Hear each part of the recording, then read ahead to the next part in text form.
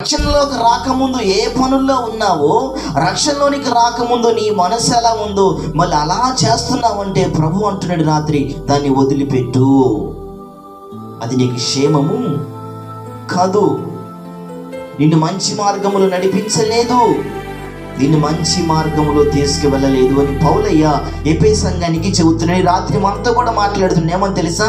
రక్షించబడక ముందు చెడ్డతనం చేసావు కదూ, రక్షణకి రాకముందు చెడ్డ పనులు చేసావు కదూ, బాప్టిజం పొందక ముందు చెడు కార్యాల పాలు పొమ్ములు పొందావు కదా.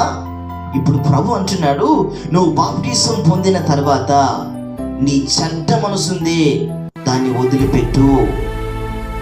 దాంట్లో ఇంకా నువ్వు పెనవేసుకొని హృదయం సాగుతుందంటే, దాని మీదనే నీ మనసు కలిగి నువ్వు దేవుణ్ణి వెతుకుతున్నావంటే, గమనించయ్యా, నువ్వు దేవుని సన్నిధిలో విశ్వాసిగా బ్రతకల, అవిశ్వాసిగా బ్రతుకుతావు. హల్లెలూయా. విశ్వాసిగా బ్రతకలేవు, అవిశ్వాసిగా బ్రతుకుతావు. రోజు రోజు క్రీస్తుకు నువ్వు దూరం అయిపోతావు. రోజు రోజుకు దేవుని సన్నిధిని ఇప్పుడే దూరం చేసుకుంటున్నావు. కారణం తెలుసా? నువ్వు రక్షించబడ్డావు, కానీ నీ పాత హృదయమున దుర్బుద్ధి, దురాలోచన, పాపపు తలంపులు ఇంకా నువ్వు వదిలిపెట్టలేకపోతున్నావు. దాంట్లోనే నీ మనసు ఇచ్చినట్లయితే నువ్వు దేవుని కొరకు బ్రతకలేవు. దాని మీద నీ మనసు పెట్టావంటే దేవుని కొరకు నువ్వు బ్రతకాలని నీ వల్ల కాదు.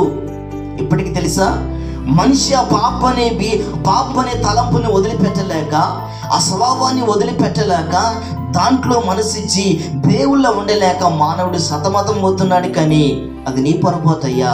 నువ్వు దేవునికి మనసుకు సతమతం అయిపోతావు, కానీ నువ్వు దేవునికి మనసిస్తే, నీ మనసులో నా దేవుడు అడుగు పెడితే నీ బ్రతుకున్న ప్రతి కలవశం అంతా దూరం అయిపోతుంది. హల్లెలూయా.